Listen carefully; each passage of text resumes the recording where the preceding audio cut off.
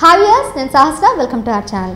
భారీ అంచనాలతో రాబోతున్న కల్కి సినిమా ఆల్రెడీ యూఎస్లో ప్రీమియర్ షో అయితే రిలీజ్ అయింది. మరి ప్రీమియర్ షో ఏ విధంగా ఉంది, దాని రివ్యూ ఏ విధంగా ఉంది, ఇటువంటి అంశాల మీద మనం హేమసుందర్ గారితో మాట్లాడదాం. నమస్తే సార్. నమస్తే అమ్మా. సార్, ప్రీమియర్ షో రిలీజ్ అయింది కదా, మరి దీని రివ్యూ ఎలా ఉంది? దానికి మంచి టాక్ వచ్చిందంటారా? ఇప్పుడే షోలు అయిపోయినాయి. అమెరికాలో చాలా షోలు పడినాయి. ముఖ్యంగా హిందీ వెర్షన్ ఎక్కువ రిలీజ్ అయింది.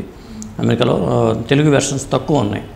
కాబట్టి ఆ షో చూసిన వాళ్ళంతా చెప్పిన టాక్ ఏంటంటే సినిమా అనుకున్న రేంజ్ కాదని కొంత మిక్స్డ్ టాక్ అయితే వచ్చింది. కొంతమంది ఏంటంటే అద్భుతంగా ఉంది, విఎఫ్ఎక్స్ అద్భుతంగా ఉంది, ముఖ్యంగా స్పేస్ సిటీ చాలా అద్భుతంగా ఉంది అంటూ చెప్పిన వాళ్ళు ఉన్నారు. అలాగే ఆ ప్రభాస్ అమితాబ్ ఫైట్స్ చాలా బాగున్నాయి అని చెప్పిన వాళ్ళు ఉన్నారు. ఇంకొకటి ఏంటంటే కొంతమంది ఏంటంటే క్లైమాక్స్లో ప్రభాస్ చనిపోతాడు అంటూ కొంతమంది చెప్పారు. అసలు ప్రభాస్ చనిపోతాడా లేదా అనేదే ఇక్కడ ఈ సినిమాలో హాట్ టాపిక్గా మనం చూడాల్సి ఉంటుంది. అంటే ప్రభాస్ నిజంగానే చనిపోతాడా అండి? అదే చెప్పేది. సినిమా చూసే వాళ్ళకి మనం రివీల్ చేసామనుకో అదేమవుతుందంటే ఇంట్రెస్ట్ పోతుంది. స్పాయిలర్స్ కొంతమంది నెగిటివ్గా చెప్పేవాళ్ళు ఉంటారు. స్పాయిలర్స్ అనే బ్యాచ్ కొంత ప్రభాస్కి వ్యతిరేకంగా కొంతమంది పనిచేస్తుంటారు. కావాలని కథ రిలీజ్ చేశారు. వాళ్ళు ఏంటంటే కథ రివీల్ చేయటము, నెగిటివ్ టాక్ స్ప్రెడ్ చేయటము ఇలా చేస్తూ ఉంటారు. కాబట్టి మనకి వచ్చి మనం చూస్తే కానీ ఖచ్చితంగా ఈ సినిమా ఇది అని చెప్పడానికి అయితే ఆస్కారం లేదు. ఎందుకంటే మన థర్డ్ పార్టీ అవుతుంది. ఎవడో చెప్పిన దాన్ని నేను యూఎస్లో నేను వెళ్ళలేదు కాబట్టి వాడు చెప్పింది విని మాత్రమే నేను చెప్తున్నాను. పైగా వస్తున్న మనకి ట్విట్టర్లో ద్వారా చూసేవాళ్ళు ఆ వీడియోలు కూడా పెట్టేశారు ఆల్రెడీ. అందరూ ఫ్యాన్స్ అయితే చాలా కేరింతలు కొడుతున్నారు. విజువల్స్ మాత్రం విజువల్స్ ఫీస్ట్గా, విజువల్ వండర్గా సినిమా అయితే ఉందని చెప్పి మనకు వచ్చిన రిపోర్ట్. విజువల్ వండర్గా వరల్డ్ బిల్డింగ్కి సంబంధించి కూడా చాలా భారీగా ఖర్చు పెట్టారు దీనికి. దానికైతే చూస్తే చాలా హ్యాపీగా ఫీల్ అవుతారు అంటున్నారు. మరి కథపరంగా ఎలా ఉంటుంది అంటారు? కథాపరంగా ఏంటంటే అదే 3 ప్రపంచాల కథే. అందరూ చెప్పినట్టు టైం ట్రావెల్ కథే. మహాభారతం నుంచి మొదలుపెట్టి మరి శంబల సిటీ వరకు, పైగా పైన స్పేస్ సిటీ, కాంప్లెక్స్ సిటీ అని వాళ్ళు పేరు పెట్టారు.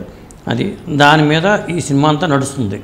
అంటే హీరోకి మన ప్రభాస్కిను అమితాబ్కి ఎక్కడ క్లాష్ అయ్యింది ఏమిటి అనే ఇంట్రెస్టింగ్ ఎలిమెంట్స్ అయితే చెప్తున్నారు. ఆ ఫైట్స్ అయితే మాత్రం అద్భుతంగా ఉన్నాయని చెప్తున్నారు. అమితాబ్ పాత్ర నిడివి కూడా చాలా ఎక్కువగా ఉంది. అశ్వత్థామ పాత్ర అంటే అశ్వత్థామ ద్రోణాచార్యుడి కొడుకుగా మరి మహాభారతంతో ఎందుకు లింకప్ అయ్యింది ఏమిటి అనేది ఇందులో ప్రధాన అంశము. మన కథ ఏమాత్రం రివీల్ చేసినా ఈ సినిమా చూసే వాళ్ళకి థ్రిల్ పోతుంది. అందుకని చాలామంది రివ్యూలు చెప్పే వాళ్ళకి దూరంగా కొంతమంది ఉంటారు, చూడరు. వాళ్ళు చూసిన తర్వాత మాత్రం రివ్యూల్స్ అవుతారు. చాలామంది ఏంటంటే సెకండ్ గ్రేడ్లో ఉంటారు కొంతమంది. వాళ్ళు ఏంటంటే సినిమా చూసిన తర్వాత మాత్రమే రివ్యూలు చూడటం కానీ, ఎందుకంటే ముందే చదువుకుని మనం దీని మీద ఫిక్స్ అయిపోయి వెళ్ళిపోయామనుకో మన మైండ్లో అదే ఉంటుంది, మనం జడ్జి చేయలేము.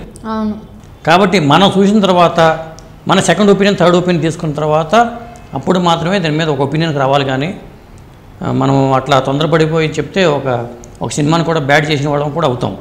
అయితే ప్రభాస్ చనిపోతాడా లేదా అనేది మాత్రం ఇందులో ఒక కీలకమైన పాయింట్గానే చెప్పాల్సి వస్తుంది. అదే ఇందులో ఒక కీలకమైన అంశం కూడా అనుకోవచ్చు. అంటే ఒకవేళ చనిపోతే మళ్ళీ సెకండ్ పార్ట్లో బతుకుతాడా, అంతే కదా. దీనికి ఒక మళ్ళీ సీక్వెల్ కూడా ఉంది కాబట్టి, టైం ట్రావెల్కి సంబంధించిన కథ కాబట్టి చనిపోకుండా ఏం జరుగుతుంది, ఇలాంటి కొన్ని ఎలిమెంట్స్ అయితే ఉంటాయి సెకండ్ పార్ట్లో. అంటే ఫస్ట్ పార్ట్ చూసిన వాళ్ళు కంపల్సరీగా సెకండ్ పార్ట్ కోసం వెయిట్ చేసేలాగానే ఈ సినిమా అయితే ఉందని చెప్పి అందరూ అంటున్నారు. మరి చూడాలి. ఎందుకంటే ఓవరాల్గా రేపు ఉదయానికి ఇక్కడ తెల్లవారుజామున 5ంటికే మనకి షోలు 5 గంటలకి మొదలవుతుంది ప్రీమియర్ షోలు. నైట్ కూడా 1 గంట కూడా కొన్ని షోలు ఉన్నాయి అంటున్నారు. కానీ అది ఫ్యాన్స్ కోసం వేసే షోలు. అఫీషియల్గా ఏంటంటే 5 గంటలకే షోలు అయితే స్టార్ట్ అవుతున్నాయి. అక్కడి నుంచి ఇక కంటిన్యూగా చాలా షోలు. అసలు బుకింగ్ చూస్తే కలిసి ఎదిరిపోతుంది అందరికీ. ఫస్ట్ డే రికార్డ్స్ అయితే బ్రేక్ చేయొచ్చు. అంటే రికార్డుల పరంగా అయితే ఇప్పుడు మనకి బాహుబలి థియేటర్లు కానీ లేకపోతే RRR థియేటర్లు కానీ అవి ఆ రికార్డుని ఇది బ్రేక్ చేయలే థియేటర్ల పరంగా. ఎందుకంటే అవి 10,000 పైచి 1,100 థియేటర్లు, 1,200 థియేటర్ల పైచీలకు, 12,000 థియేటర్ల పైచీలకు రిలీజ్ చేశారు. కానీ ఇది అట్లా కాదు. 8,000 చిల్లర, 9,000. అంటే ఈ సినిమాకి మరి అక్కడున్న పరిస్థితులు బట్టి కానీ వేరే మార్కెట్లో మనకు పరంగా మనకు బాగానే ఉంటాయి. కానీ ఓవరాల్గా వరల్డ్ వైడ్గా చూసుకుంటే 1,200 థియేటర్, 12,000 రికార్డులు థియేటర్ రికార్డు అనేది ఉంది. 11 నుంచి 12,000 రికార్డులు థియేటర్గా అంత రిలీజ్ అయినట్టుగా పాత సినిమాలు ఉన్నాయి. బాహుబలికి ఉన్నాయి, RRRకి కూడా ఉన్నాయి. కానీ దీనికి వచ్చేసరికి 8,500, 8,750, 8,000 నుంచి 9,000 మధ్యలోనే థియేటర్ రిలీజ్ అయింది. అది ఒక సెకండ్ ప్లేస్లో అక్కడ ఉంది. కలెక్షన్స్ పరంగా డామినేట్ చేసింది. అడ్వాన్స్ బుకింగ్ పరంగా చాలా ఫాస్ట్ ఫిల్లింగ్ టికెట్స్ బుకింగ్ కానీ లేకపోతే అమెరికాలో మొత్తం అమెరికాలో బుక్ అయిన టికెట్స్ విషయంలో కానీ అక్కడ వసూళ్ళు కానీ పాత రికార్డులని అయితే కొల్లగొట్టిందని చెప్పాలి. అట్లా కొల్లగొట్టింది కానీ థియేటర్ సంఖ్యాపరంగా చూసుకుంటేనేమో ఆ రికార్డే ఉంది. ఆ రికార్డు బ్రేక్ అయితే చేస్తుంది. వాళ్ళే టాప్లో ఉన్నారు. అక్కడ మళ్ళీ అదే ప్రభాస్ సినిమా కావడం వల్ల మన ప్రభాసే బ్రేక్ చేసుకుంటారని అనడం కూడా బాగోదు.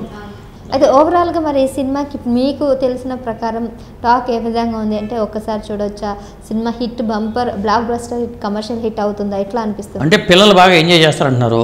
తెలుగు సినిమా చూసినట్లేదు, హాలీవుడ్ సినిమా చూసినట్టు ఉందనేది ఒక టాకు. పిల్లలు బాగా ఎంజాయ్ చేస్తారంటున్నారు. కాబట్టి నేను అలానే ఆదిపురుషులాగా ఆయన అట్లా లేదు. ఎందుకంటే అంత నెగిటివ్ టాక్ అయితే రాలా, మిక్సీ టాక్ వచ్చింది.